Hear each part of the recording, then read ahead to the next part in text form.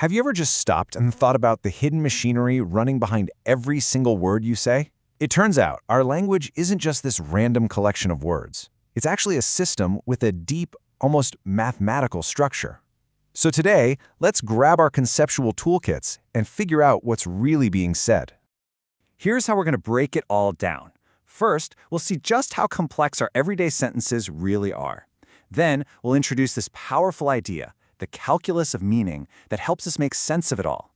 After that, we'll peek inside the mathematician's toolkit, use it to solve some really cool language puzzles, and finally, connect the dots to the future of artificial intelligence. All right, let's dive right in with language's hidden complexity. You know, we use language so effortlessly every single day that we rarely ever notice the incredible computational work our brains are doing, or the puzzles hiding in plain sight. Okay, check out this sentence. A woman saw a man with binoculars. Seems simple enough, right? But hold on a second. Who actually has the binoculars? Is it the woman who's using them to see the man? Or is it the man she saw who happens to be holding them? The sentence could mean either one. And that little example perfectly illustrates the huge challenge here. Our natural language is absolutely swimming in this kind of ambiguity. So the billion-dollar question for linguists and computer scientists is this: how do our minds, and how can we possibly program a machine to map all this apparent chaos to one precise intended meaning? Well, that question leads us right to our next stop, the calculus of meaning. This is where we start to see a really powerful and honestly elegant solution to that whole ambiguity problem. The field is called formal semantics, and at its heart, it's all about applying the same kind of rigor you'd find in math and logic to the beautiful messiness of human language.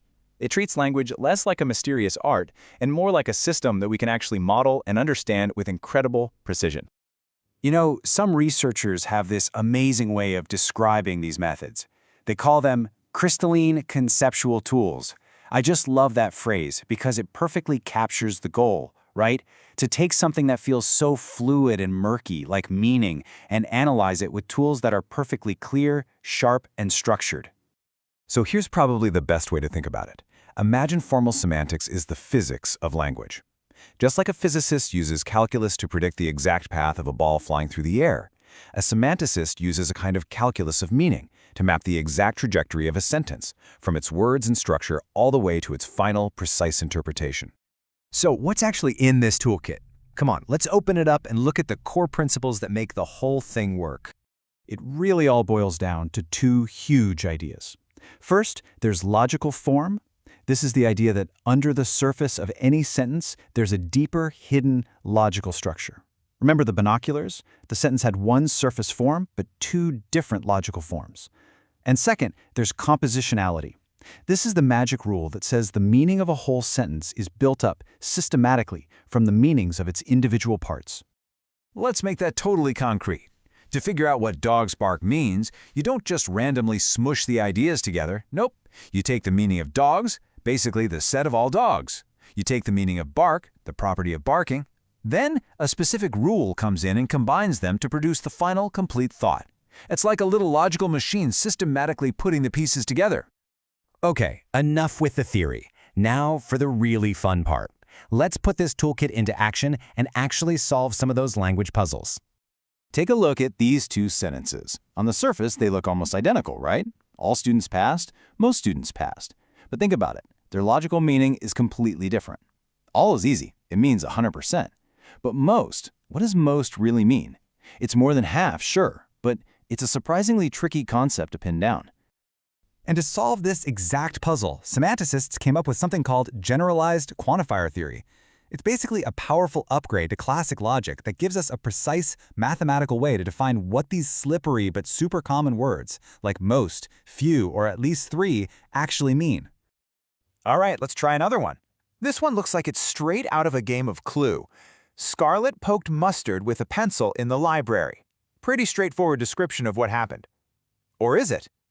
So if we remember that idea of logical form, the real question becomes, what's the hidden structure here? What's going on underneath the hood of this sentence? A simple subject-verb-object analysis just doesn't capture the whole story. So here's the really cool part. We can break this down using an idea called event semantics. See, the sentence isn't just about Scarlett and mustard. At its core, it's describing an event, a poking event, and that event has different players and different roles. Scarlet is the agent, the one doing the poking. Mustard is the patient, the one being poked. The pencil is the instrument, and the library is the location. Suddenly, you see this much richer logical anatomy that was hiding there the whole time. Now, I know this can all seem a little abstract, but I promise you, the implications are incredibly real, especially when we start talking about one of the most important technologies on the planet right now, artificial intelligence. You can really see the difference this makes in how AI tackles language. The old-school approach was all about keywords. You'd ask a question, and it would just go find documents with those words in them. But an AI that understands formal semantics, it can do way more. It can actually understand the logical structure of your question and figure out the consequences. It doesn't just count up positive or negative words. It gets how a simple word like not can completely flip the entire meaning of a sentence. And all of this careful, meticulous logic, it's all driving toward one single, massive goal for AI. And that goal is to get AI to move beyond just searching for words and toward genuine understanding. This is what unlocks incredible abilities like textual entailment, which is just a fancy way of asking, does this statement logically follow from that other one? It's the absolute bedrock of real reasoning.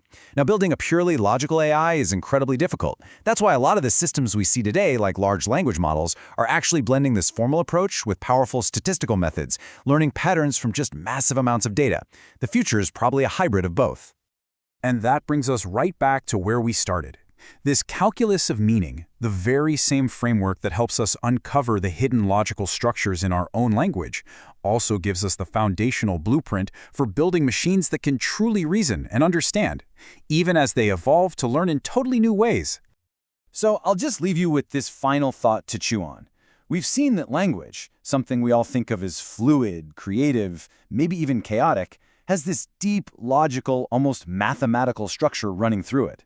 So if language has a calculus, what does that say about the kind of mind that created it?